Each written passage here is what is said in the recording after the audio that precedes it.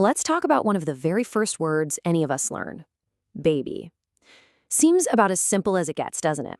Well, what if I told you there's a whole world of complexity hiding inside that one little word?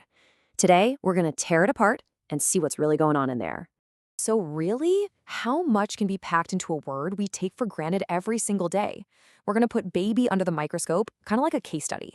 And as we break it down piece by piece, you're going to see just how many surprises it's been hiding. You know, you can think of every single word as having its own blueprint. It's got a set of instructions telling us everything we need to know about it. For this little deep dive, we're using the Simple English Wiktionary entry as our guide to map out the complete blueprint for baby. Okay, so this blueprint has 4 main parts. First, we've got pronunciation, how it sounds. Then we'll get into its part of speech, which is basically its job in a sentence. After that, the definition, what it actually means. And finally, we'll see its usage in action. It's really like the user's manual for the word baby. Let's kick things off with how it sounds. Now, the symbols might look a little strange. They're from the International Phonetic Alphabet, or IPA, which is just a super precise way to write down sounds. And what's interesting here is that for baby, the UK and US pronunciations are phonetically speaking identical. So even with different accents, the basic building blocks of the sound are exactly the same. All right, let's move on to how we actually use baby. We're going to start on some very familiar ground here. When I say baby, I'm willing to bet the first thing you think of is its use as a noun. A person, place, or thing. And you'd be absolutely right. That's its main job. And here it is, the main definition, a very young child. The source also points out that it's a countable noun, which is just a fancy way of saying we can have one baby, or several babies. Pretty simple and clear, right? This is the foundation we're all working with.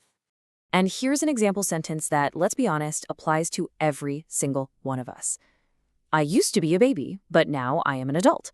It's so direct, and it perfectly shows the word in its most common context. It's a universal experience. But hold on, the story of baby as a noun doesn't actually stop there. The definition gets a little broader, expanding beyond just us humans and into the rest of the animal kingdom. That's right, baby can also mean any young animal. The example here is perfect. A baby cat is called a kitten.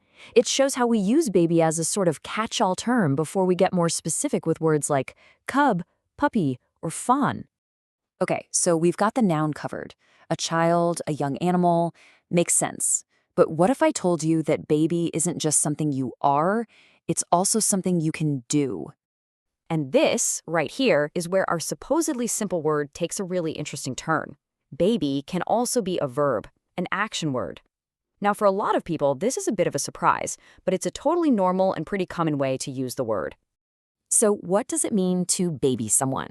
Well, it means you're treating them with super gentle care, pampering them, almost like they're as delicate as a newborn. It often has this feeling of being just a little overprotective. And yep, it works just like other verbs. It changes its form depending on the situation. So you can talk about someone who babies their dog, or an older brother who was babied when he was little, or a friend who is currently babying their sick partner. This example sentence is just perfect. You can almost hear the teenager saying it, can't you? It completely captures that feeling of wanting independence, of someone feeling like they're being treated as less capable than they really are. It's such a great, real-world example of the word in action. So we figured out that baby can be a person, an animal, and even an action.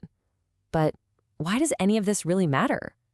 Well, it turns out that understanding all the different jobs a simple word can do is a huge part of understanding language. And there's data to back up just how important this one is. So have a look at this number, 1,000.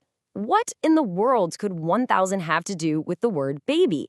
It seems completely random, but trust me, it's the key to understanding just how crucial this word is in English. And there it is. Turns out, baby is one of the top 1,000 most common words we use. That means it's not just some simple word. It's a foundational building block of communication.